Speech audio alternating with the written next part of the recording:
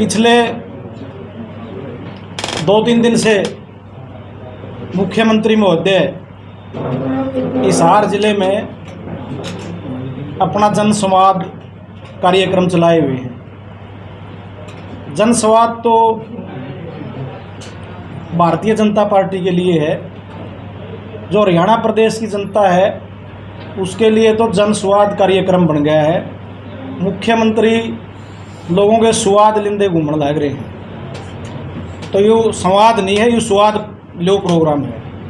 इस स्वाद लो प्रोग्राम के तहत कल मिर्ज़ापुर में थे, आप सारे साथियों ने वो वीडियो डाल रखी है। जब एक महिला उनसे ये मांग करती है कि हमारा क्षेत्र में कोई फैक्ट्री लगा दो ताकि रोज़गार मिल जाए आसपास के लोगों ने, तो उसका मजाक उठाते हुए वहीं मंच से बोलते हैं कि अगली बार जो चंद्रयान 4 जाओगा तो मैं उसमें गाल दूंगा। तो मैं भी ये मांग करता हूँ भाजपा हाईकमान से और आरएसएस से, मैं चंद्रयान पर भेजने की तो कौन नहीं कहूँगा कि बड़ा उल्टा आवेगा कि ना आवेगा, एक आदमी का नुकसान हो जाएगा। मैं नहीं कहूँगा इसने नागपुर वाली रेल में बिठा दो, हरियाणा का पंडा छूट जाएगा और दलिया पी के सुधे रहोगा। ये रोज़ रोज़ जो बेइज्जती करता है, कभी महिलाओं की करता है, वहाँ बड़ी गांव में सरपंच की बेइज्जती करी थी, यहाँ फिर एक महिला की करती बेइज्जती, फिर बात बेटी बचाओ की करते हैं। वहाँ बुआनीखेड़ा हल्के में आया हुआ था, वहाँ सरपंच की बेइज्जती कर दी। संदीप सिंह के मामले में महिलाओं की जब बात आती है, आज आईपीएस जो चार्जशीट आपकी प्रेस में छपी हुई है उसमें आईपीएस पंकज नैन ने भी गवाही दे रखी है, उसके बाद उस पर कोई कार्रवाई नहीं हो रही। तो महिलाओं पे, युवाओं पे रोजगार का मामला है और चाहे महिलाओं की इज्जत का मामला है, सारे जो आज तक के मुख्यमंत्री थे किसी ने इस तरह मर्यादा का हनन नहीं किया था जिस तरह मुख्यमंत्री महोदय ने किया है। आज गुरुआना में चल रहा है अभी लाइव प्रोग्राम में।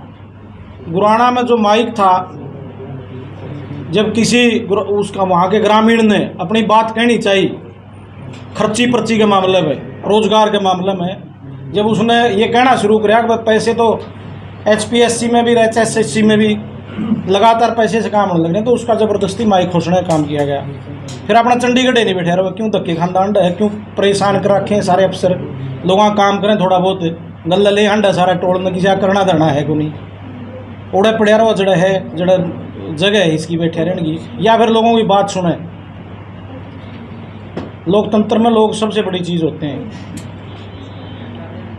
आज हमने विशेष रूप से जो प्रेस कॉन्फ्रेंस करी, 25 सितंबर को चोई देवलाल का 110वां जन्मदिन है, जिसे पूरे हिंदुस्तान के लोग दली पूरे धूमधाम से मनाने का काम करते हैं। इस बार हमारी पार्टी हाईकमान ने निर्णय किया है कि कैथल में 25 तारीख को जो नई अनाज मंडी है तीतरम मोड़ पे, वहाँ इसको मनाने का काम किया जाएगा। उसकी तैयारियों के लिए, बैठक लेने के लिए परसों 4 बजे भाई अभय सिंह चौटाला, जो हमारा मनवार बैंक्वेट हॉल है आजाद नगर में गोदारा पंप के पास, वहाँ 4 बजे पूरे हिसार जिले के कार्यकर्ताओं की मीटिंग लेके उनको ज़रूरी दिशा निर्देश देने का काम है। इस मामले में ज़िले की भी सारी जो हमारी कार्यकारिणी है, हमारे जिला प्रधान जी हैं सतबीर जी, राजेश गोदारा हैं जो जिला प्रभारी हैं, सारे साथियों ने हमने मिलके जोन वाइज पूरे ज़िले की मीटिंगें ले ली हैं, एक सिर्फ नारायण हल्के को छोड़ के। और इस मीटिंग के बाद गांव-गांव जाके भी हम लोगों को इस कार्यक्रम के लिए, इस जन्मदिन समारोह के लिए निमंत्रण देने का काम करेंगे। और लोगों में बहुत भारी उत्साह है। ये रैली जो पिछली फतेहाबाद की हमारी रैली थी उससे कई गुना ज़्यादा होगी और सारे रिकॉर्ड तोड़ने का काम करेगी। आगे भाई शायद एक बात विशेष रूप से मैं उठाना चाहूँगा, जो यूथ का पलायन हो रहा है हरियाणा से। आप गांव में पता करोगे, बहुत से साथी तो आप में से गांव से जुड़े हुए हैं। हर गांव में 200-200, 150-150 फाइल लगी हुई हैं, या फाइल हाथ में लेके बच्चे घूम रहे हैं बाहर जाने के लिए। माँ बाप को मजबूर कर रहे हैं, भाई ज़मीन बेचो, किसी तरह करो, हमने तो जाना है बाहर। ये हालात हो गई है, भाई प्रदेश में कोई युवा रहना नहीं चाहता, रोज़गार ख़त्म कर दिए। एक बार और इसका खोपर का सूत बैठ गया नहीं तो आपने सोच लिया नौजवान लड़का लड़की देखने नहीं मिलेंगे अपने गाँव में। पहले तो हालत हुई थी पंजाब में, आज पंजाब के काम खाली पड़े हैं और खेता में बिहार से उधर से आए हुए लोग बैठे हैं सरदारा की कोठिया में, कोई यूथ नहीं। फिर जो हरियाणा का जो उस तरफ की बेल्ट है, जीटी रोड की, जो अम्बाड़ा साइड की, वहाँ लोगों ने शुरू किया। और आज तो बिल्कुल हमारे जो ज़िले हैं, हमारे ज़िलों में यही हालत है। तो ये सरकार का फर्ज बनता है कि जो ये पलायन है इसको रोके और तुरंत कोई ऐसी योजना, उद्योग, इस तरह की स्कीम लागू करे जिससे पलायन रुके। हमारी पार्टी की ओर से भाई अभय सिंह चौटाला ने निर्णय लिया है कि 21,000 रुपये हम बेरोजगारों को बेरोजगारी बता देंगे, जिनको रोजगार नहीं दे सके। कोशिश होगी भाई हर घर से एक आदमी को रोजगार दें। तो युवाओं के लिए हमारी पार्टी ने तो स्कीम बनाई है, लेकिन इनसे भी मांग करते हैं भाई ये भी कोई इस मामले में कदम उठाना, ताकि ये जो हड़बड़ाहट है, ये निराशा है यूथ में, सुसाइड करते हैं फिर वहाँ जो एडजस्ट नहीं होते। सिंगापुर से एक जींद की लड़की थी, एक डेड बॉडी आई है, एक करनाल में डेड बॉडी आई है, कोई दीवार कूदता हुआ मर जे है, कोई रास्ते में जंगल में मर जे है।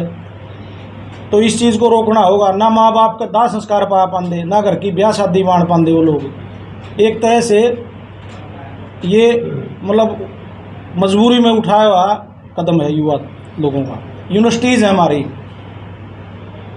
सारी यूनिवर्सिटी हैं जो हरियाणा प्रदेश की, आरएसएस के बिना एक भी नौकरी नहीं लगती। आप पता कर लियो, जो किसी अगर आओ नहीं, जो यूनिवर्सिटी में असिस्टेंट प्रोफेसर लगना चाहता हो या किसी और पोस्ट पर लगना चाहता हो, अपना घर हम मिल जाएगा। आप अप्लाई करके देखियो, फिर क्या कहोगे, नहीं कहोगे आरएसएस की सिफारिश पर लगेगा। और तो पूरी भर्ती की मांग करते हैं, एचएयू समेत सारा, भाई इसकी जांच करवाई जाए सीबीआई से, भाई किस तरह ये भर्तियाँ होने लग रही हैं। जो रिटायरमेंट के बाद भी हरियाणा एग्रीकल्चर यूनिवर्सिटी में लोगों को लगाया जा रहा है। एक तो वाइस चांसलर ने जो अपना पर्सनल सेक्रेटरी रख रखा है, वो रिटायर हुआ और करप्शन का केस लगा हुआ आदमी है, जो लगातार मजबूर करता है झूठे बिलों पर साइन करवाने के लिए प्रोफेसर्स को और उसको। उसका काम है भाई इकट्ठे पैसे करो और फिर ऊपर वालों तक पहुंचाओ। जिन प्रोफेसर साथियों ने मना किया अगर हम साइन नहीं करते उन बिलों पे, उनकी दूर दूर ट्रांसफ़र कर दी गई, उनको टॉर्चर किया जा रहा है। एक कोई एक्स रिटायर है अग्रवाल, जिसको रिटायरमेंट के बाद लूट मचाने खातिर यहाँ लगा दिया। रिटायरमेंट के बाद री एम्प्लॉयमेंट दिया जा रहा है नयों की देने की बजाय यूनिवर्सिटी में। तो हम ये भी तुरंत मांग करते हैं भाई ये सारा जो उत्पीड़न है छात्रों का और नॉन टीचिंग का और टीचिंग का, जिस तरह भर्तियाँ की जा रही हैं, तुरंत इसको रोकने का काम किया जाए और इसकी जांच किया जाए जितनी यूनिवर्सिटीज़ में भर्ती हुई है हरियाणा प्रदेश में। हमारे आईएसए के भी साथी आए हुए हैं जो स्टूडेंट यूँ हमारी, तो इस पर कोई भी कार्रवाई नहीं की तो हमारी जो छात्र शाखा है या इस मामले में वहाँ ज्ञापन प्रदर्शन अपना एक उनको एक प्रोग्राम भी, ये साहिल है हमारा जिला प्रधान है, ये करने का काम करेंगे यदि उन पर जो ये अग्रवाल और जो पीए वगैरह उनकी मनमानी नहीं रोकी गई और प्रोफेसर्स को टॉर्चर करना बंद नहीं किया गया। आपके पीछे पहले वही यूनिवर्सिटी में आपने कई ने, एक तो वह लेडीज़ थी, उसका डॉक्टर छवि, उसको परेशान किया जा रहा है। उसने इंटरव्यू में कह दिया भाई मेरे को इस तरह झूठे बिल साइन करवाए जा रहे हैं। आप लोगों को इंटरव्यू दे दिया, उसका नोटिस निकाल रखे, आपने प्रेस से बात क्यों करी? मर्दा के नहीं करता, कहीं तो कोई आदमी अपना दुख रो होगा। तो इस बात के लिए आज रैली की बात के लिए कि ये जो एम्प्लॉयज़ का एक जो ये मुख्यमंत्री के प्रोग्राम चल रहे हैं, नारनौंद में प्रोग्राम है। नारनौंद में जेजेपी जो सहयोगी पार्टी है उसका विधायक है गौतम, जो कहता है मेरी चलती नहीं गई, और बेचारा की चलती भी नहीं हो, उसके सच्चाई हो, क्योंकि नियात महकमे तो जेजेपी पे हैं। जब काम करवाना हो तो जो जनता से जुड़े हुए हैं, किसानों से जुड़ते हुए हैं, सारे महकमे जेजेपी पे हैं। चाहे वो मंडियाँ का मामला है, चाहे वो रोडों का, चाहे पंचायत का मामला है, चाहे किसानों की फसल खरीदने का मामला है, सब मामले उनसे जुड़े हुए हैं। तो जब उसकी चलती होती तो काम भी करवाओ रहे, लेकिन मुख्यमंत्री जिसका ग्रहण लग रहा है फिर यूँ बहाना भी नहीं बचता। आज उसका बीजेपी तो जो लड़ा था, जो यूँ कहते मुख्यमंत्री बनेगा, यू सरकार आएगी तो कैप्टन अभिमन्यु जी का तो पता ही कौन निकले हैं। तो ये जिस तरह कांग्रेस में चल रहा है इसी तरह बीजेपी में ऐसे चल रहा है, आपस में लड़ाई झगड़ा।